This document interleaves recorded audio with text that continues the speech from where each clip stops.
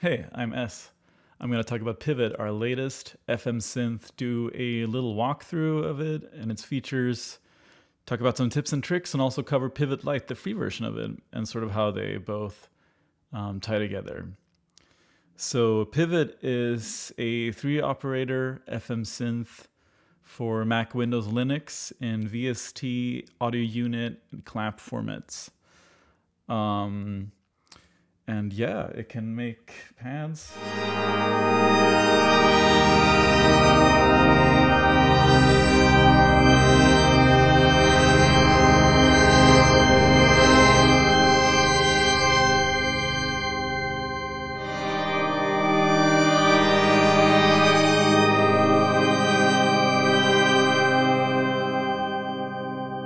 Couple bells.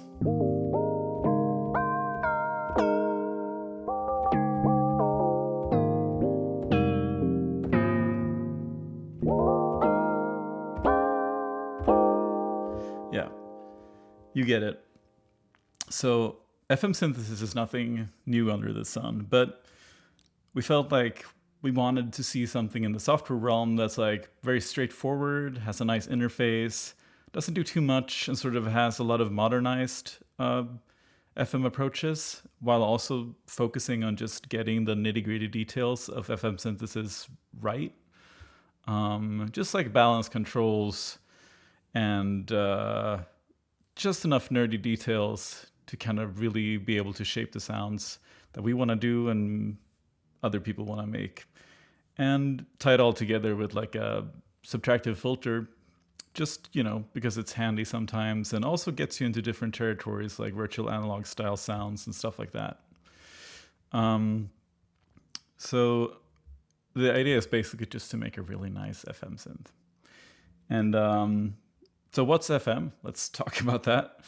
So Pivot, like most other FM synths, like the DX7 and most that came after it, actually use phase modulation. And this is, in the digital realm, not that different. So while frequency modulation deal with sort of the actual frequency of the oscillators, modulating them up and down, much like vibrato, phase modulation instead modulates the phase of the oscillator, kind of the point where the oscillator is in, you could say. So if we take a look at this sine wave here, for example, these oscillator shapes, if you think about the phase as sort of its peaks and valleys as it goes through there.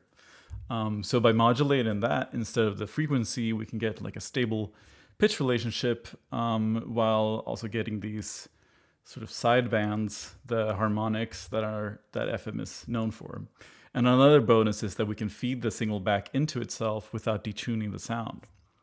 So phase modulation is a very flexible implementation of the idea of FM synthesis. And of course we call it an FM synth because that's sort of what everyone knows this sort of paradigm of synthesizers to be. So I've been working with FM synths for years and years and years, and it's been something that's fascinated me for maybe 15 years or more now. And I've done a lot of different implementations and focused on sort of boiling things down to the essentials. For a while, I was very interested in 2-operator FM, and have sort of been experimented with that with other Force products for a while, with stuff like getting different like feedback shapes and stuff like that, which is really fun and kind of extends this very simple 2-operator approach. But I've also been thinking about a 3-operator FM synth for a long time, and it was something we really wanted to bring to the sort of plugin sphere. It's just something I personally wanted as well, because there was like nothing that kind of scratched the itch for me in terms of UI and usability and sound.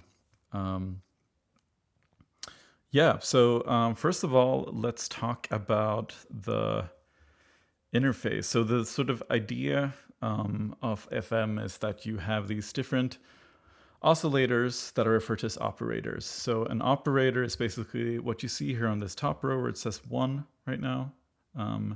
So this whole thing is an operator. So an operator is sort of like an oscillator tied with connection to itself if it has feedback, and an envelope with a sort of frequency multiplier. So it gets like the note frequency from MIDI or whatever, and then multiplies that to do its ratio to the frequency. And this sort of determines how high or low in relation to the bass note it is. And usually you talk about modulators and carriers. So a carrier is the bottom operator we see here, operator 1. Usually you say 3, 2, 1 in vertical in FM synthesis. And the idea of the carrier is that it sort of carries the result of the modulation. And the other operators that connect to a carrier are called modulators. Modulators can also be carriers in some cases. In Pivot, it's strictly sort of one carrier setup. And what's also very typical for a lot of FM synths is that you have something called algorithms, which is sort of how these different operators route together and how they're connected, which changes how you can sort of sculpt your sound and build different timbres and behaviors. And personally, I think that's where it gets kind of hard sometimes, sound design-wise, because it's something you have to kind of choose almost before you start designing a sound. So I really wanted to explore not using algorithms at all, because with 3-operator FM, you have sort of a pretty small matrix of connections that are like relevant. So I figured it would be interesting instead to let the top modulator sort of mix between the bottom two, so you can kind of get these in-between modulations or two different routings. Yeah, I think it's really cool. We'll get more into that later, how it affects everything. Yeah, and as you increase the level of each oscillator, it modulates the other, and you get sort of an interesting timbral pattern. Usually it's referred to as sidebands of the waveform, harmonics, you could say. And the layout is, as you can see, very top to bottom. It's the two modulators on top here, and then you have the carrier. And at the bottom, we have a subtractive state variable filter that can morph between low pass, band pass, and high pass with its own envelope. So quite straightforward, hopefully. Yeah. So let's just talk about the parameters of the operators, or the modulators rather, because they have more parameters than the carrier. So the big numbers here is the ratio. And as I was saying before, ratio is the multiplier of the incoming bass frequency, in this case, just a MIDI note.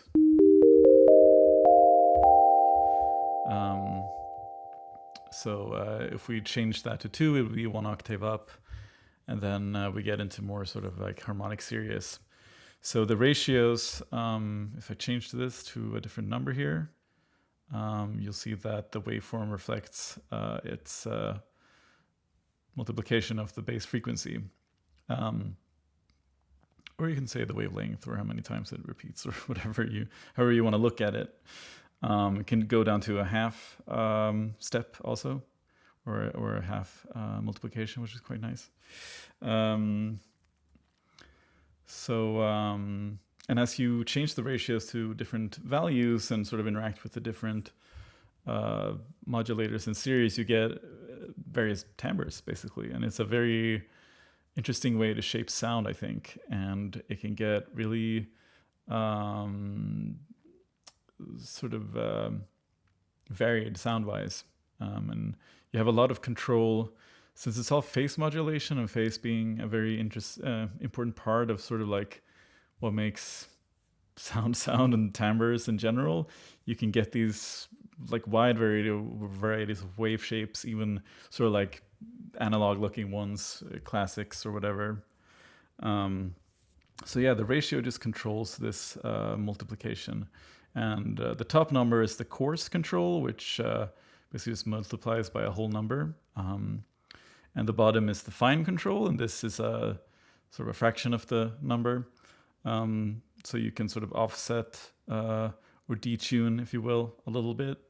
And what's interesting about that is, well, sometimes, so there's like some stable relationships, I usually say, where the waveform will be sort of consistent across like one period of it or whatever, where there's no sort of drifting in timbre. But as you add these sort of odd numbers or just do like a little bit of offset, you'll get this like drifting in the timbre, which can be really cool. And it sort of default snaps to values that I think are relevant for fine tuning. But of course, you can hold down Shift to increase the precision and go a bit more off the beaten path, so to say. And next up, so yeah, maybe I shall also illustrate sort of a little bit how this impacts the sound. So I'm just gonna. So yeah, here we have just the sine wave, the bottom thing.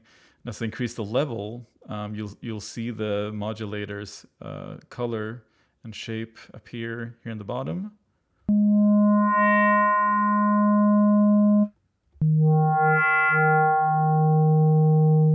So yeah, and of course, yeah, easy peasy. And the next two parameters here are a little bit more specific, I would say, to depending on how you have things set up. So the little arrow with the bar here is the phase reset. So typically in an FM synth, a lot of them have this sort of like always on, where it resets the phase of the oscillator to start from this point right here. The sort of start of the sine wave or whatever wave, which means that every time you hit a key, the sort of sound will be, the timbre will be consistent. And this comes into play when you have more like fractional ratios and stuff like that. We can listen a little bit to how that impacts the sound. I have to like skip ahead a little bit, I think, to make this a bit more obvious. So now we hear that sort of drifting in the sound with the offset. If I remove it, it's just static. If I add it back again, we'll hear that sort of drifting pattern. And every time I hit the same key, you'll get sort of the same drifting pattern. It starts on this square and then kind of drifts off. So it's repetitive. But if I turn phase sync off,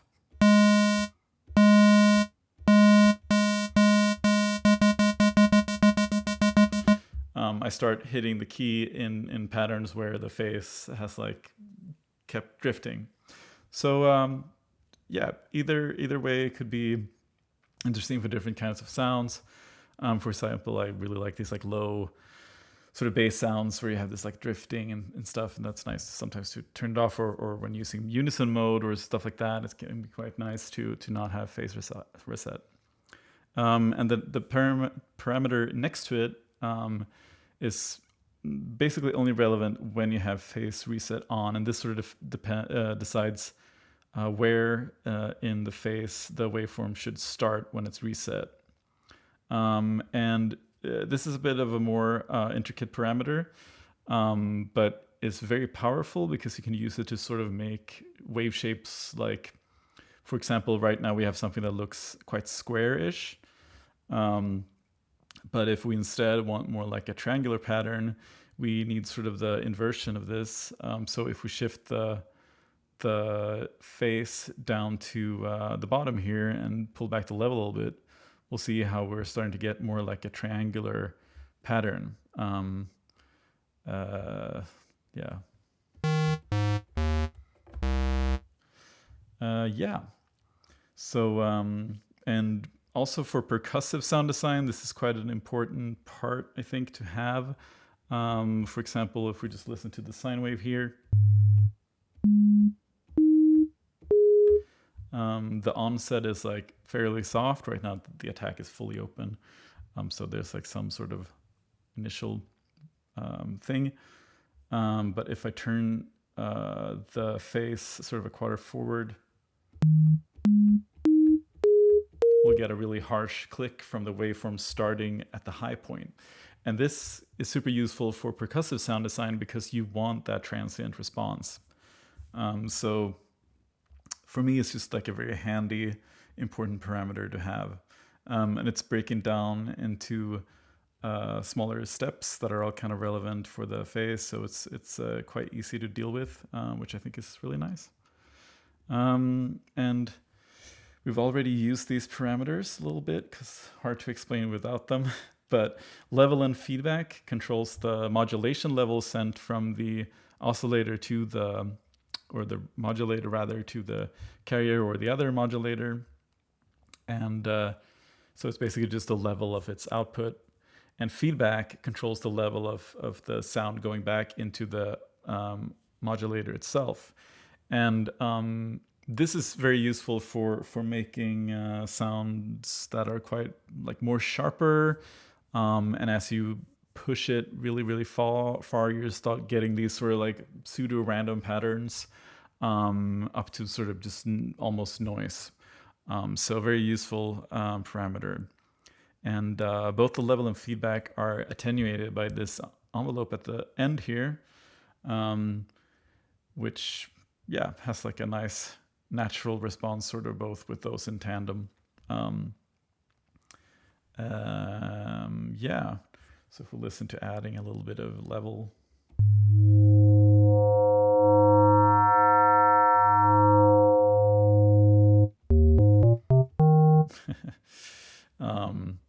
Can add a little attack to this, make it less clicky.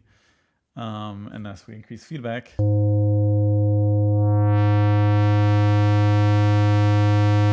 at around 50, we'll get kind of a sharp saw waveform.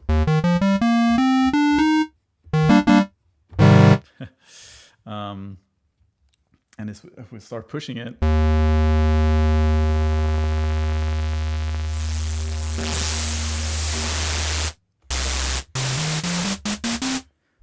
basically noise. And what's nice about the feedback is that it's not attenuated by the level of the operator, so you can do these kind of like very subtle,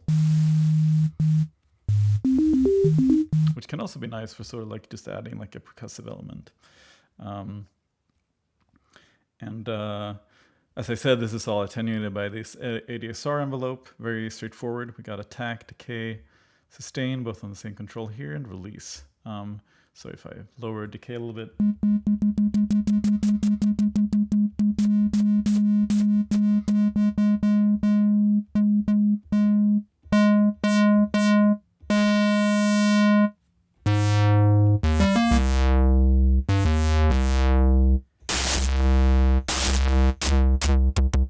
and these envelopes are very snappy.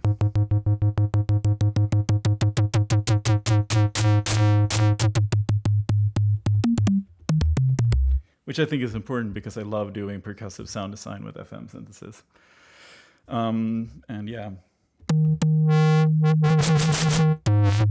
Something that was introduced sort of in the Electron Digitone was the notion of a decay and attack decay end envelope, which is sort of like always triggered. I felt like having that was more made within like the space constraints of the device. And I think we've been touching on this before in Glenta, for example, another one of our products, where sort of both the attack and the release has like a level. And I think that can get a little messy. Instead, what I opted for here was that you can move the release to the max and it will just be infinite release, which can be really useful when you want like sort of, you don't want the timbre to kind of fade out, you want it to be consistent or like static. So instead of like getting this sort of, it'll sort of always stay open.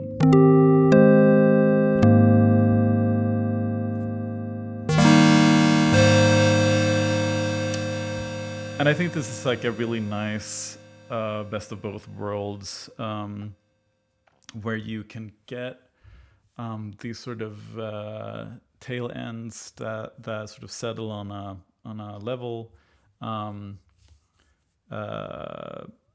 which sometimes you don't want it to decay into like a sine wave, because the modulation will sort of attenuate. Sometimes you just want it to like be a consistent sort of timbre throughout.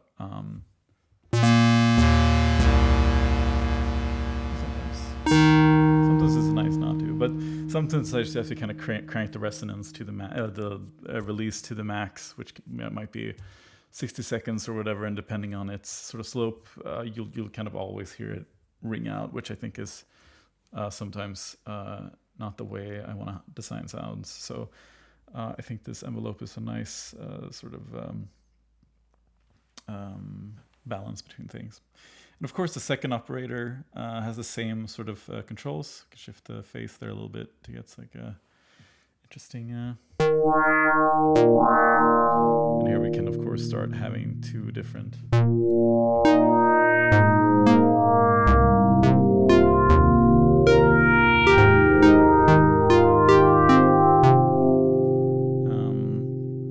So yeah, same stuff. But where it sort of gets interesting again with the notion of not having any algorithms, we have this route parameter. And this lets you sort of continuously change where the third, the topmost operator is routed to. So right now I got it routed to the carrier only. I'll just increase the level to hear it better. But as I drag this up,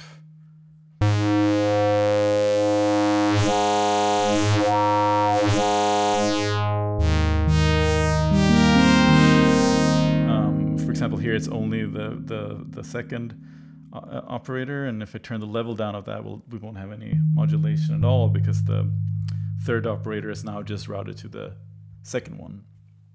And it's interesting because you can, of course, create sort of like a balance here, or a bit of an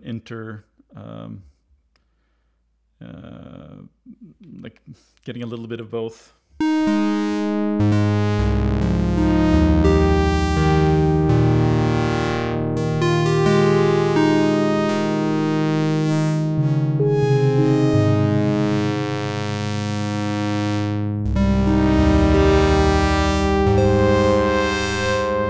Which is super nice because you can sort of impart this modulation on both the carrier and the second modulator at the same time, and you get these interesting sort of patterns and relationships between the different operators. Just is a bit more, to me, a bit more something where you might like get a happy accident or explore sort of a happy medium in between routings and stuff. So yeah. Of course, the carrier has the phase sync and phase offset options as well, and a regular old attack decay sustain release. This one you can't set to infinite because I felt like that was maybe a little too chaotic. Better to use a sustain pedal because I've added sustain pedal support in version 1.1, which was very appreciated to get that feedback.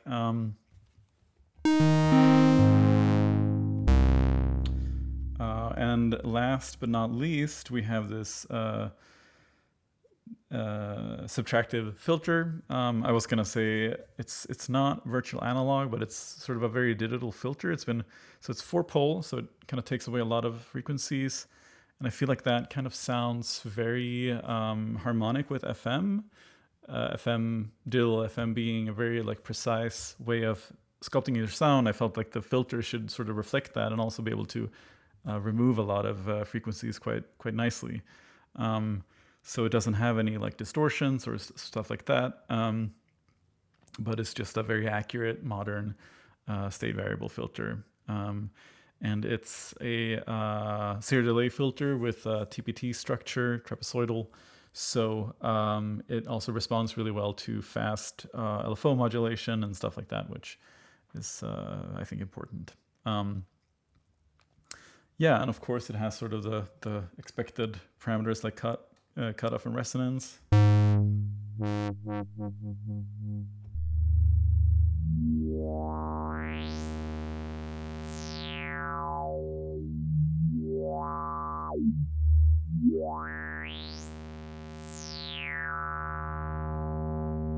And it does gain compensation from resonance, which I think is also quite nice. Don't have to worry too much about clipping when you start increasing that.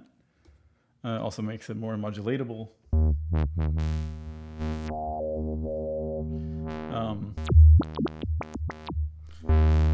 And what's cool about the filter is that it has this mix parameter, which lets you morph between low pass, band pass, and high pass.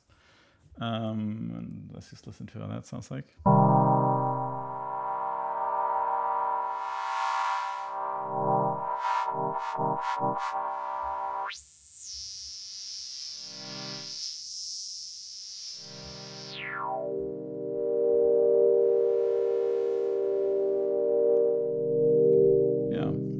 Just a very useful sound design tool. And of course, the filter has an envelope, which you can apply modulation to the cutoff with. So if I just turn that down a little bit, like so, and increase the depth here.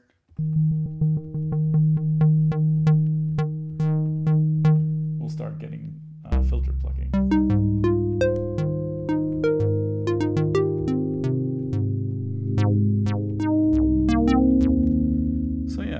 Just adds a nice subtractive flair to things and is sometimes very useful for sort of sculpting the final piece of the sound. And the filter can be fully bypassed, which I think is important as a sort of FM geek to be able to get the pure output of the operators. So good to keep in mind, can be fully bypassed. And this little keyboard setting is key tracking on or off. So if I have this down here, the resonance or the frequency will key track to the frequency of what I'm playing on the keyboard. If I turn that off, I won't hear anything when I play until it's too low.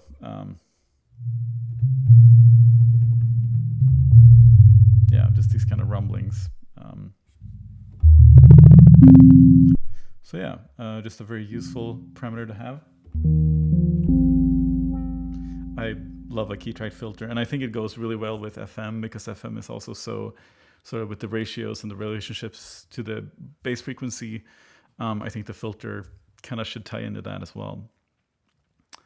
And that's kind of all there is to the sort of main synth engine and its parameters.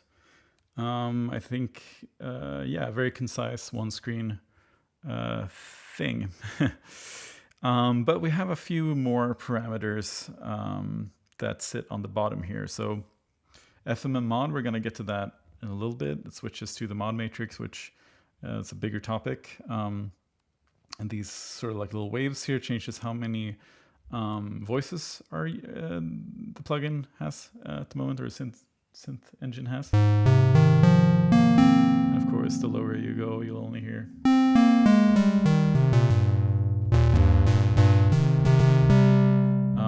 And it also has a mono mode.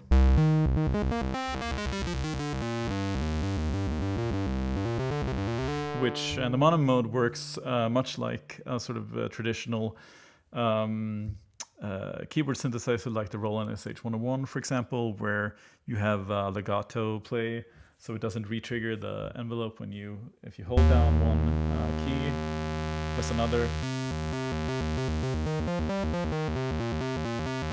It just kind of keeps the same envelope stuff. It doesn't re-trigger anything, and it just keeps going but changes the pitch. And I think that's really nice because you can do this sort of classic mono synth stuff. And I'm going to skip ahead one parameter just to kind of illustrate that. These two little circles here with the line is the glide. which works differently depending on if you're in poly mode or mono mode. So in mono mode, it will sort of glide when there's like 2 overlapping notes. If I just play staccato, there's no glide unless I start sort of tying notes. So, which means that you can make a sort of FM 303 if you want, which I do. Yeah, and in poly mode, it will just always glide. And it's a sort of solution I have for a few other force instruments where it sort of works just fine on polyphonic stuff.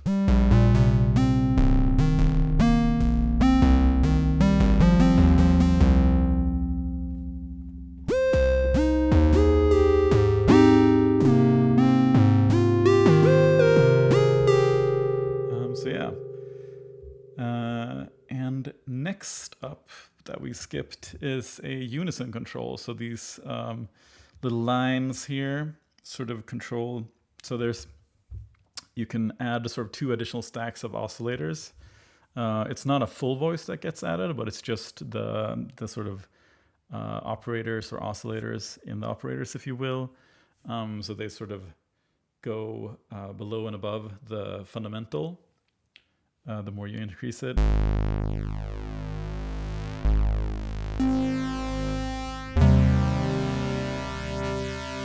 Which can be quite cool with FM because it gets really sort of these like facey. And as you increase it, of course.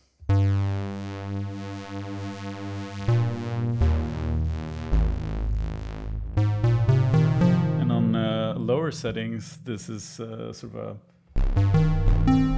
like a non-relative pitch setting or offset. So the higher or lower you go, the sort of drift will be the same, but then as you start increasing it,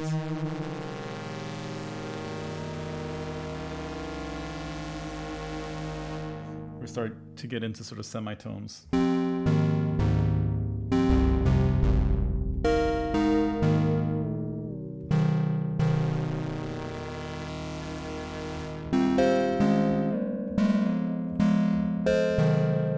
Which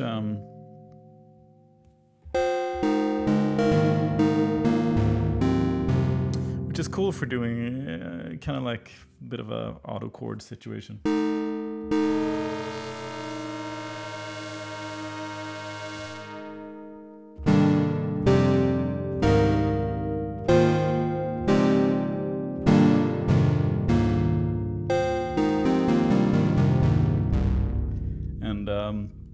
So like right before the gray is kind of like a 7th or 5th.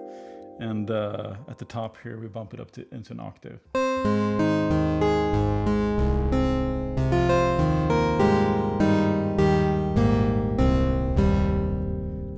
Which can be really nice to just drag down a little bit with a little bit of shift added.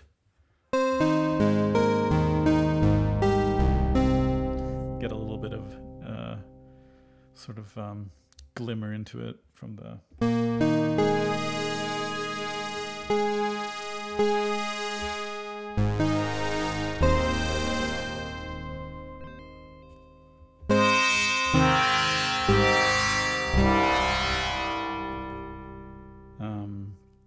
all right, can add a little bit of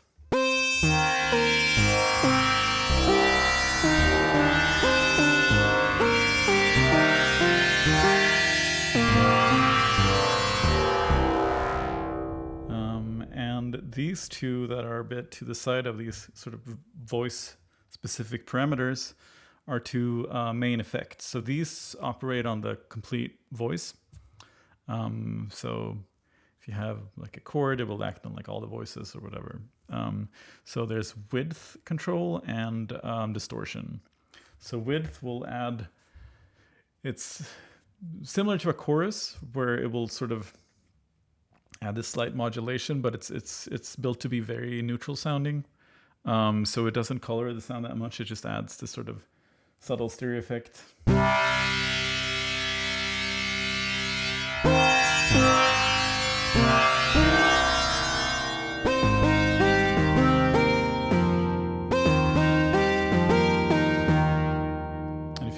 pitch it all the way up, it'll be a bit more obvious.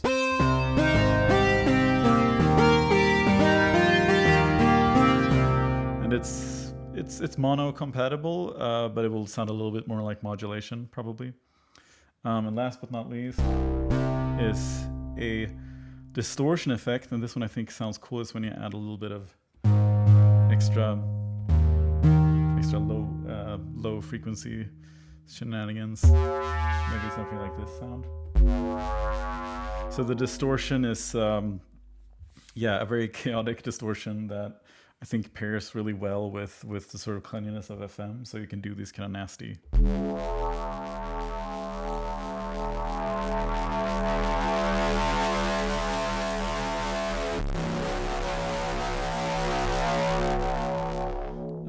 And on lower settings, it's a bit more clean.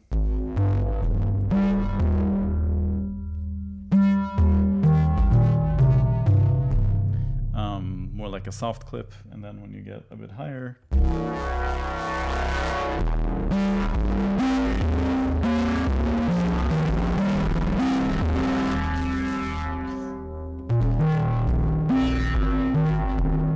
and the distortion is also stereo, so it pairs really nice with the stereo width effect. But sometimes it can also sort of imbue the sound with stereo.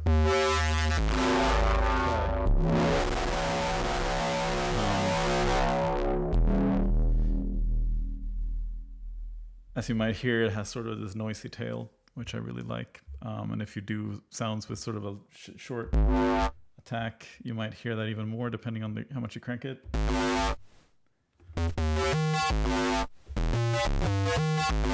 Which, of course, is not really tied to any reality, but it's sort of from my memory of working with very aggressive effect pedals like fuzzes and stuff, where you start sort of amplifying the signal so much that you get sort of the, on older synthesizers, you have sort of VCAs and stuff that might not be the least noisy or whatever, and then you kind of hear them sort of do something at the end or release, something, and you get these kind of interesting little noise patterns, and I was trying to simulate that sort of, so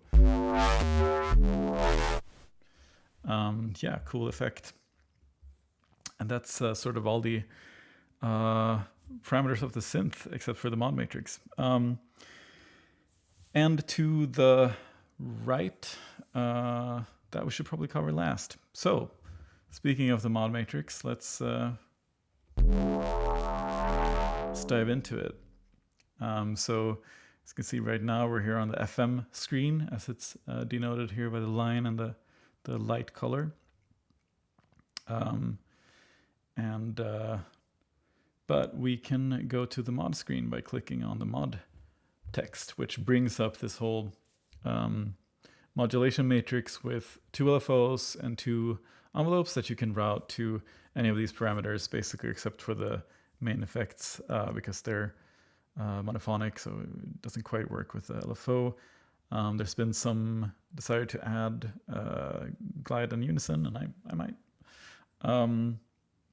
So the mod matrix is fairly straightforward. We have these sources, LFO1, LFO2, envelope 1, envelope 2, and they're listed here along with velocity, MIDI velocity. So it's 1, 1, 2, 2, and you can sort of control the overall level of those in case you have like an intricate mapping and you want to, or even if you want to automate the sort of modulation level for that whole row. And for all these columns, there's the destination. So right now we have a pitch, for example, as a destination, and a very likely thing you might want to modulate. So if we increase the envelope 1 amount, we'll get a pitch sweep. And again, these are same sort of envelopes with really snappy decay and release.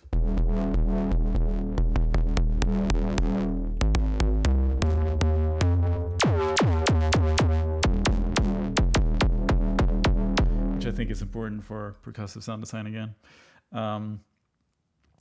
So the modulation is sort of in percentages, you can say. And you can also do a negative amount from the modulator. You can sort of like a weird.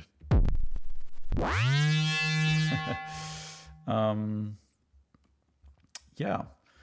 And you click on these destination names to open the sort of selection menu. Here we see that the main pitch offset is the selected one here, and you can change that to all the various main parameters. But yeah, let's cover the LFO to kind of get started. The LFOs are quite straightforward, but still quite flexible. You have some sort of settings type parameters on the left. So you can sync it to the tempo, which lets you set the rate in rhythms or note values instead, which is, of course, very useful. And the thing to note about that is when you reset the transport, the phase reset of the LFO will be phase reset as well, so that you get sort of this specific sort of tempo synced thing happening. And if you don't have tempo sync on, it will just be sort of this 0 to 100 rate, which is somewhere in the upper hertz.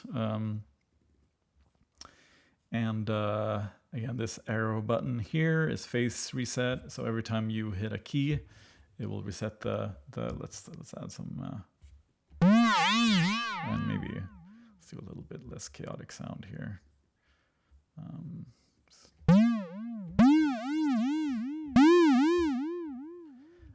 Bit of a dub whistle thing. So of course rate.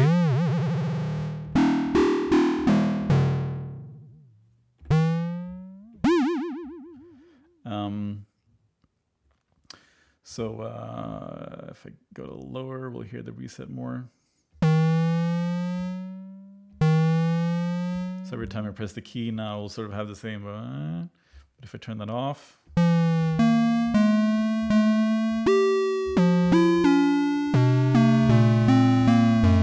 it will be sort of in different intermediate stages of the phase.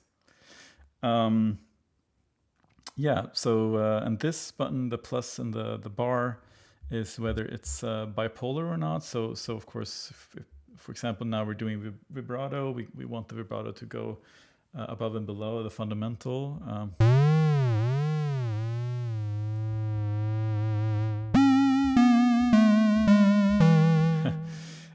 But maybe we want it to just go like above, just add, then we press this, or don't press that. That's more vibrato.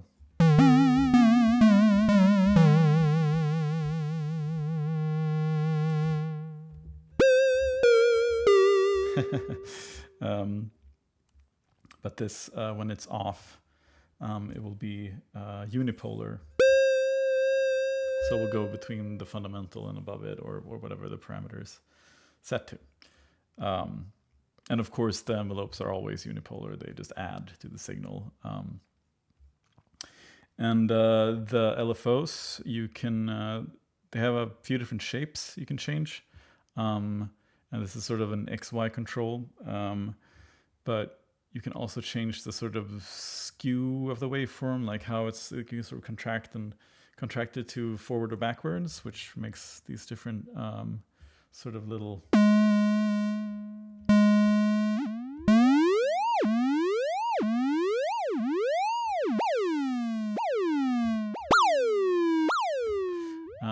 which you can make really interesting stuff with. And it has sine wave. If you go up here, sine wave, triangle, saw, pulse, and random. And of course, most of them are very straightforward. They do sort of the same skew thing. Saw is a bit more interesting with skew because you can do basically an exponential looking waveform, which can be really nice for something like volume, where which you can almost add like a little echo.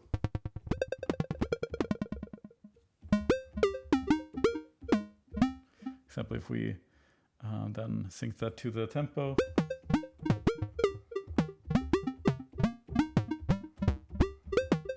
And of course, the LFOs are polyphonic. The But yeah. And so saw is quite useful with the skew. You can get exponential and also logarithmic shapes. And the last impulse, you get sort of pulse width. And the last waveform, random. So this is sort of like a sample and hold, sometimes it's called also. And this is quite interesting with the skew, because this will control the sort of sharpness of the random. It's like a slewed or smooth random. Now I turn the volume down for the...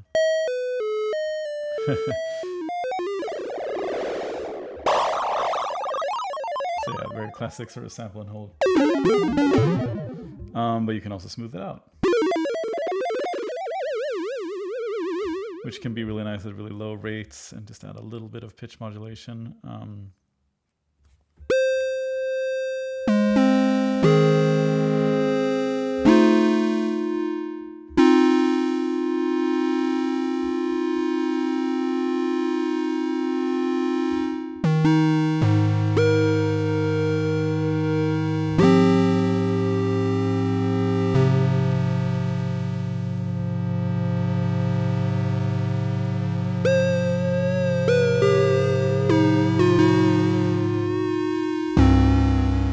For like some sort of tape wobble almost.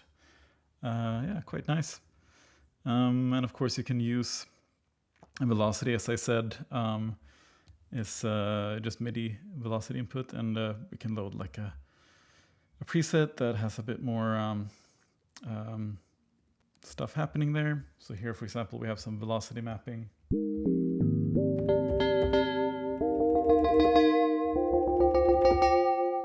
Keyboard's probably loud, sorry about that.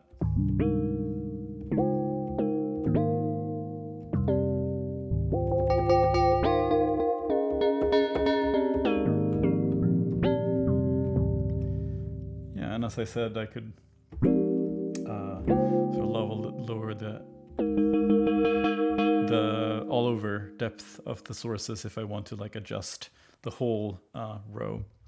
Interesting thing to note about velocity is that unlike the other modulators, it doesn't add to the signal, but rather sort of multiplies it. So the more velocity you add, the more the sort of parameters max is attenuated by the velocity. So example, if we just bump volume to 100, very soft. You just have to imagine me hitting a key harder and harder over here. The volume will just be straight up tied to the velocity. But if you put it at 50, it will just have sort of like a slight effect. Yeah, so it just works. Yeah, and as I said, you can do kind of interesting stuff like these. Since you have negative stuff here, you can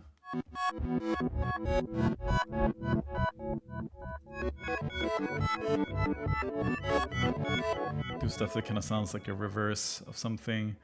Again, so an echo.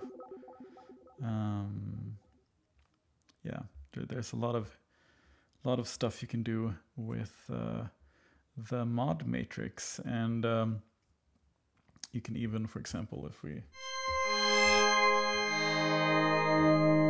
have some sort of volume, in some cases you can sort of negate the effect of one LFO with an envelope if you sort of with the negative and the positive, you can sort of get the envelope to sort of attenuate the overall modulation of that column, which is quite interesting.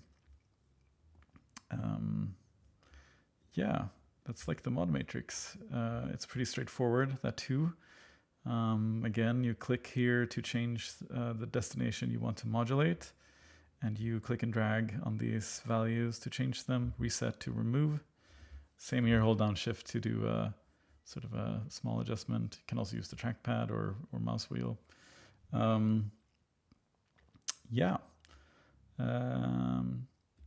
let's go back here, load up something nice.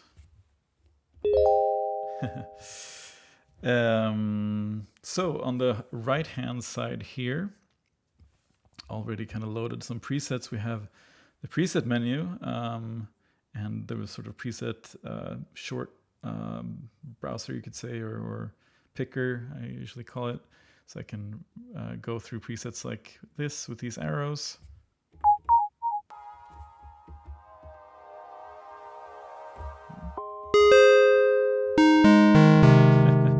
That was misspelled. Nice, I'll fix that.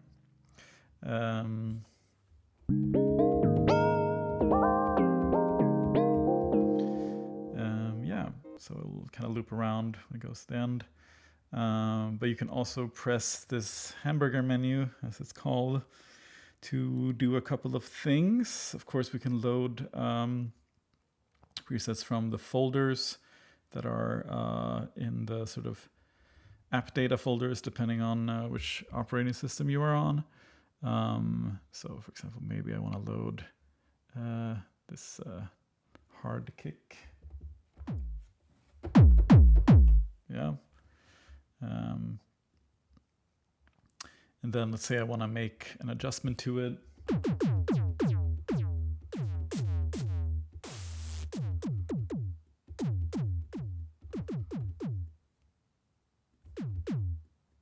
Maybe something like this.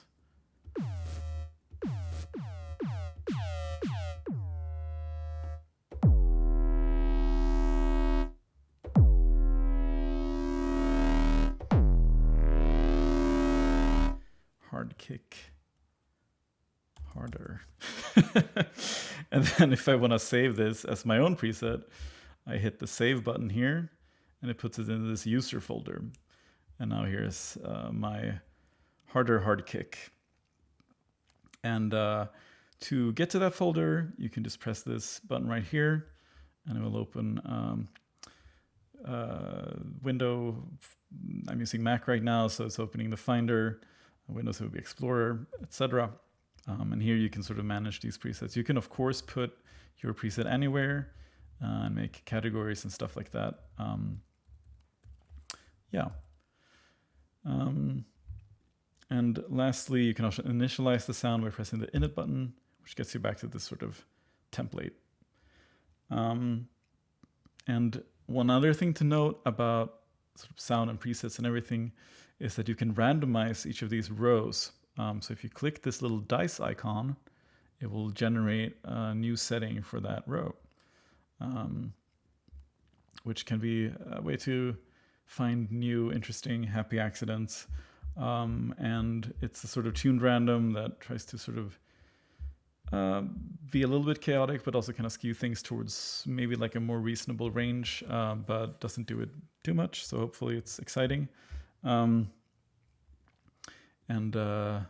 Yeah, an interesting way to figure out some new sounds. Sometimes you might not come to these sort of combinations intuitively, so it can be nice to just generate something and see what happens. And I'm sure this is going to sound terrible.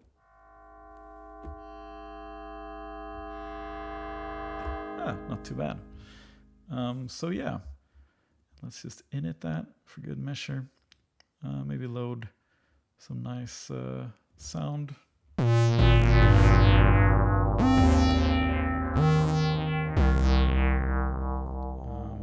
interesting morph between saw and pulse, sort of. And this plus right here is sort of the interface menu. So depending on which DAW you're using, operating system, etc., you can probably just drag the corner to recite the plugin. And this is stored per instance. But you can also press this plus and change the scale from here. For example, default. I got it set on medium before.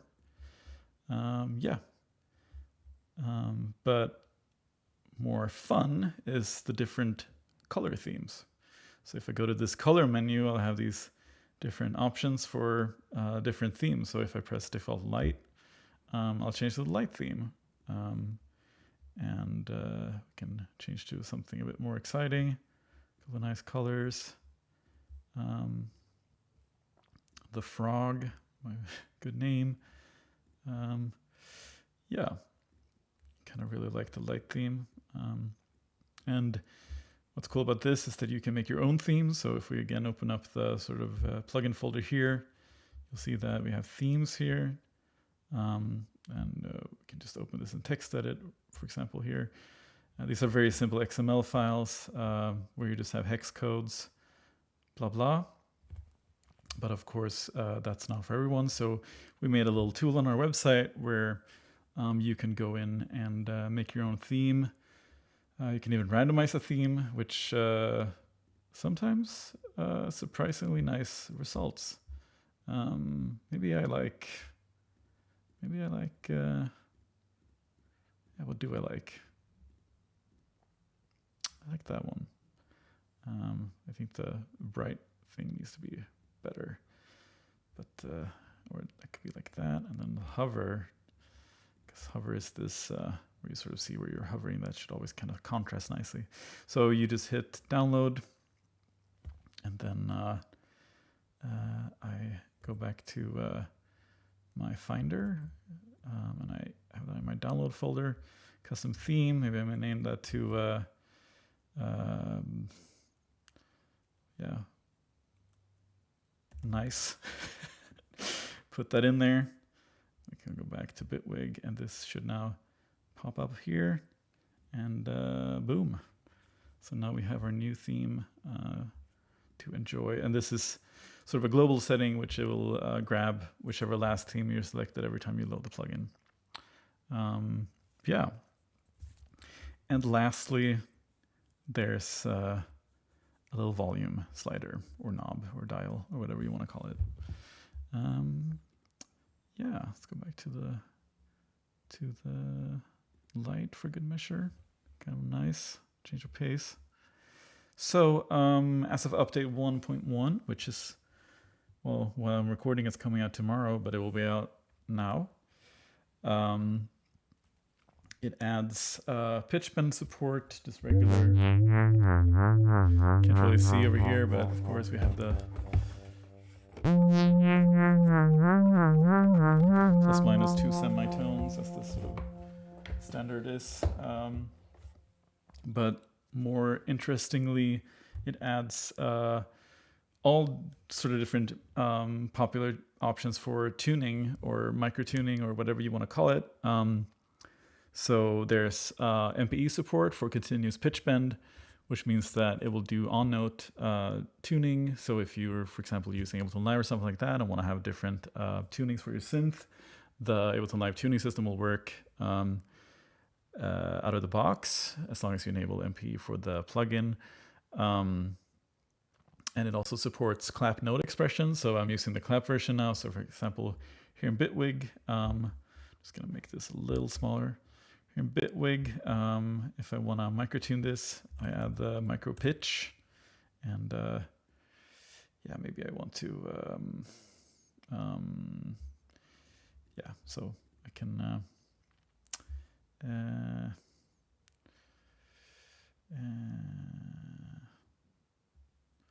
yeah, I can tune all these individual notes.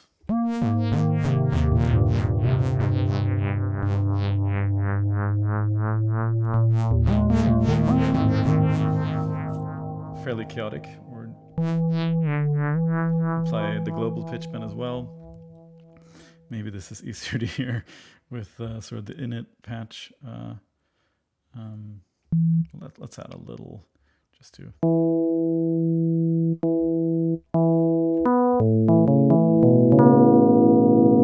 Beautiful. And of course, you can also use this for drawing in note expressions here, right here. You can,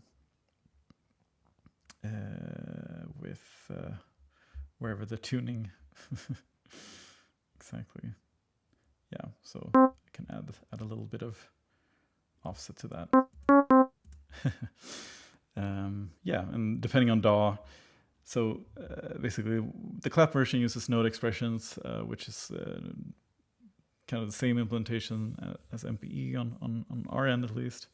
And if you're using a DAW that supports MPE or doesn't support clap expressions, or if you're using the audio unit or the VST3, they'll use MPE for this kind of stuff. And of course, controllers, etc. Will all work with this, and it works along the global pitch bend as well, as it should be. But we also support MTS-ESP. So microshift is gone.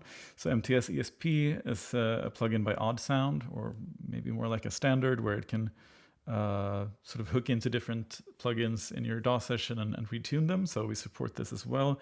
We do only support note-on tuning. Good to know in case you want to morph between tunings. Can't do that, at least not yet. So if I enable this, let's go back to. If I enable this, I'll now have this 15 Edo.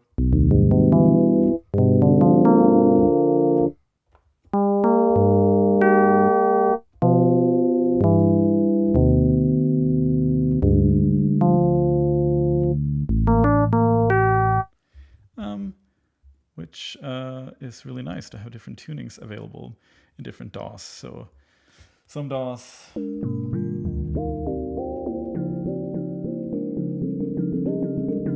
don't support MPE in that way. So this is a nice alternative. And the MTS-ESP hook-in is automatic. So when you have either this MTS-ESP Mini or the main one, which sends the tuning, it will just automatically connect to it and accept the new tuning. And that about covers Pivot.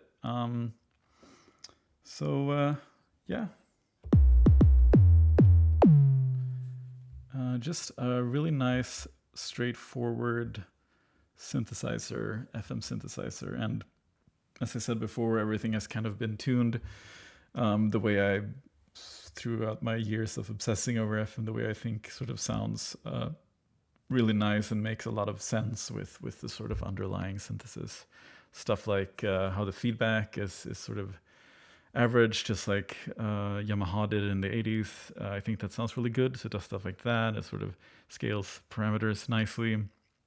It's not trying to do more than that. It's just trying to be a really nice to use synthesizer.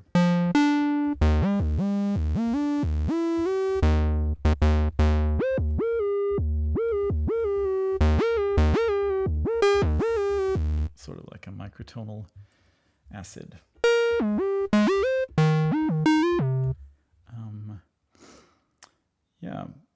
And of course, we also have the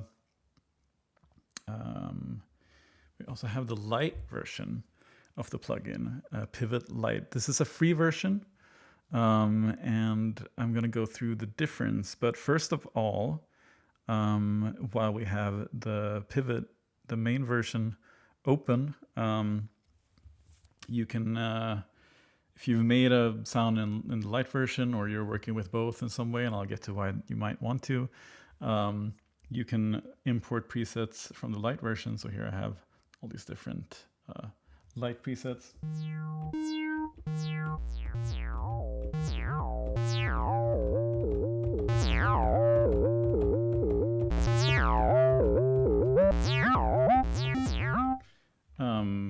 Very handy, and especially if you want to like keep working on this, maybe I want to add like a weirder thing happening here. Wasn't too weird, but it's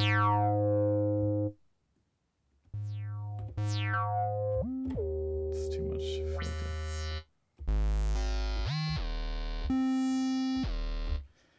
You can sort of keep working on it.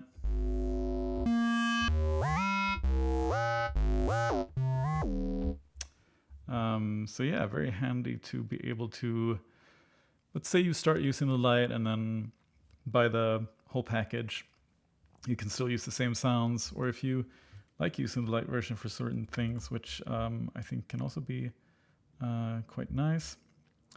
And it looks like this. So this is Pivot-Lite. It has all the same features, including all the micro tuning support, all that stuff. What it is lacking, though, is the third operator and the mod matrix. So this is a strictly 2-operator FM synth, no mod matrix. It has some default sort of velocity mapping that also gets taken into account on the preset conversion. And this is just to kind of make it a bit more playable. It attenuates the level a little bit of both the main level and also the FM, just to make it a bit more playable. Yeah, same layout, same everything, has all the effects, the filter, all that stuff. So really the main difference is the third operator and the mod matrix. And yeah, we just really wanted to make this because sometimes I feel like demo versions are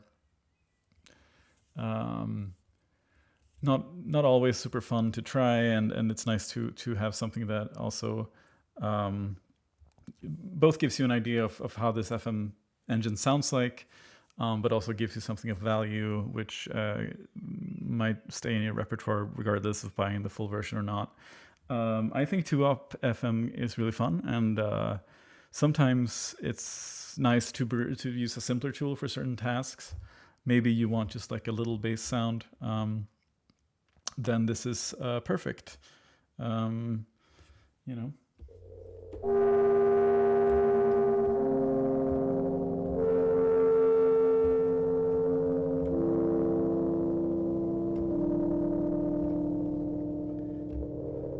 With the distortion and everything, you can make quite interesting sounds as well. And okay hi-hats as well as yeah, I don't know.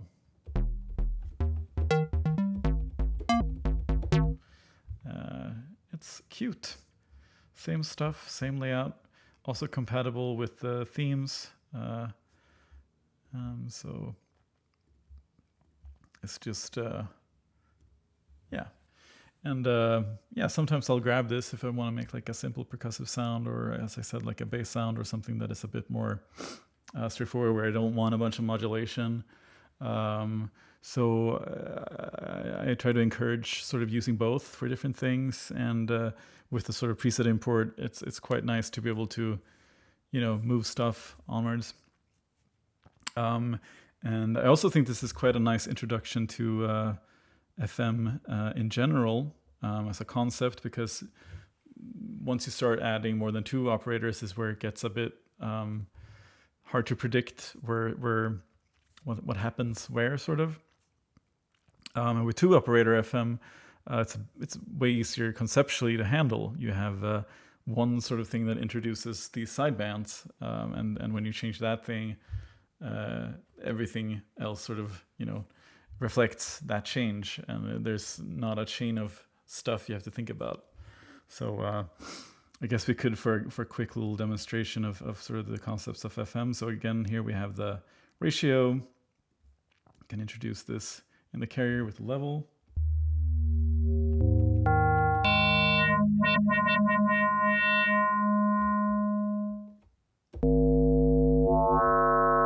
Feedback.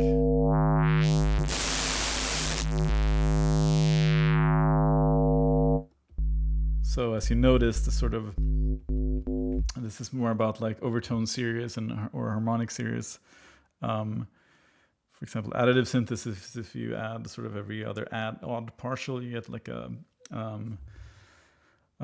squarish wave or square wave at the end of, you know, at the end of the infinite amount of signs, you'll get a square wave. And here, similarly, if you add sort of this pattern of overtones, just sort of a 1, you get something that sort of resembles a saw wave. If you keep the modulation pretty low, you'll have sort of a richer low end, because the sort of sidebands aren't like overtaking the fundamental frequency, and the fundamental frequency is typically where most of the bass is.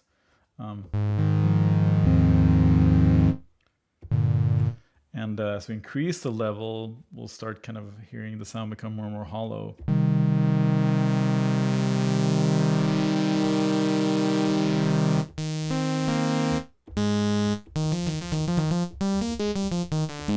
More nasal.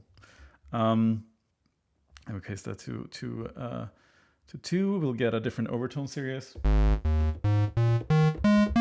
So again, sounding more like a square, and then with a 3 here, we'll get something a bit more strange. Kind of sounds like a sub-oscillator type sound. You get these like even odd patterns. And 4, again, we get something that's more intricate of a square, I guess you could say.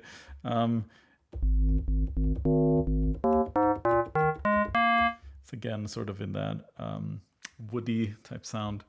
And then as we go higher and higher up, we get these sort of more harmonically rich timbres where it starts sounding more bell-like.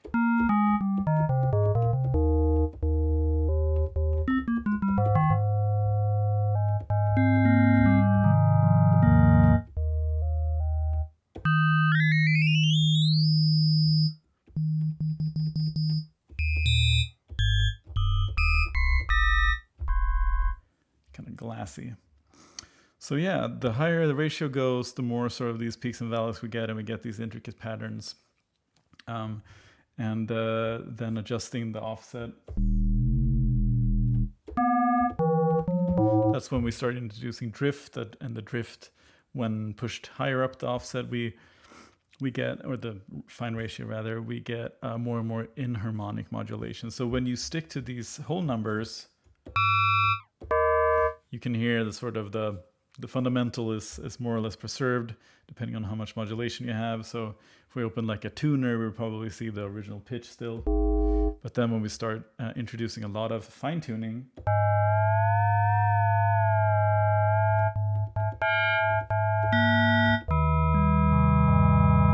we get sort of more inharmonic sidebands, which can depending on how you balance things, this can totally work out tonally. Or be really good for sounds that are a bit more atonal, etc., or just introducing movement.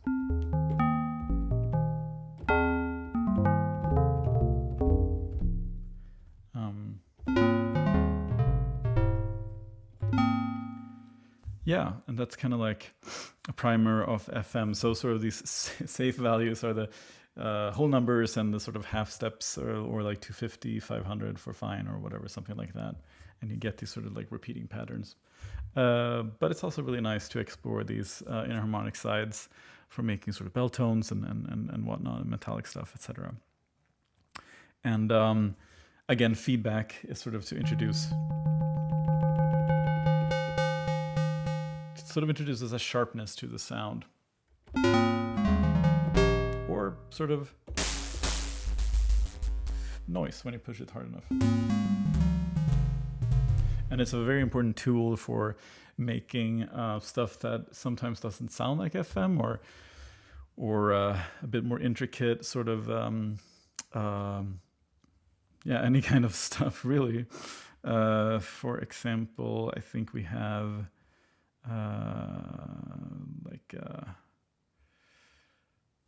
if we want to do like a virtual analog square wave, we want fairly low level and high feedback where it sounds sharp enough.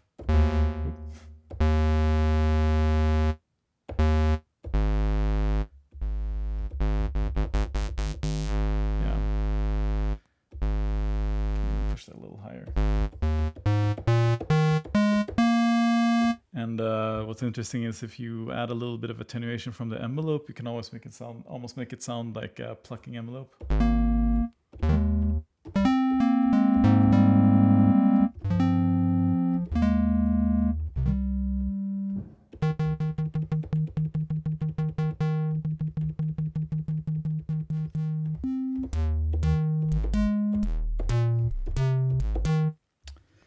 So yeah, that's sort of the basics of FM.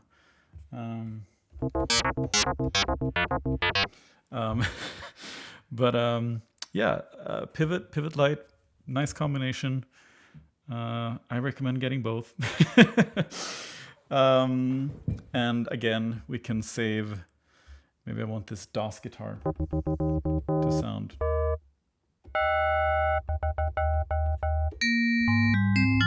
Maybe it's more like a DOS bell. So just type that in, save. Got that in my user, and I'm like, oh, I want to explore this sound now in Pivot. I can just go to Light, select user, and then I have my DOS bell. And maybe I want to add an even higher second, a little more subtler.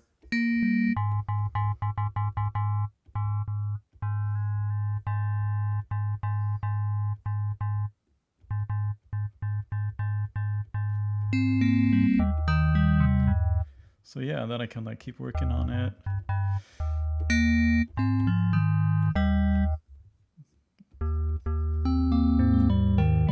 So now I've upgraded it or whatever, and then as you can see in the mod matrix, there's now volume and level for the modulators pre-routed, and this is how it works in Pivot-Lite. And I can now go in and add my little vibratos.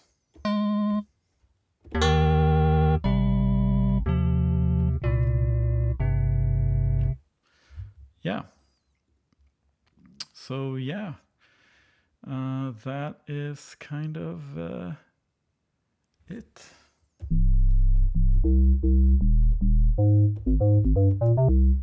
can just play some little presets to get an idea of, yeah.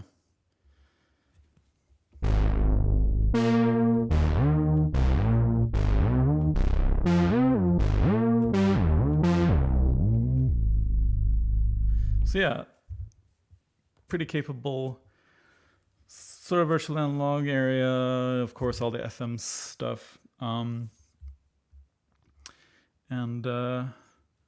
just overall, a really nice, straightforward FM synth. I'm not going to say it's FM ADC because it's just FM made nice. Yeah, we really hope you enjoy Pivot. As always, we're open to feedback. So far, the response has been really great, which is great for us. And we're excited to make more stuff for any DAW on any platform. And always available to reach out to for feedback or if there's feature requests or stuff that's of interest. We'll be here. Yeah, thanks for tuning in.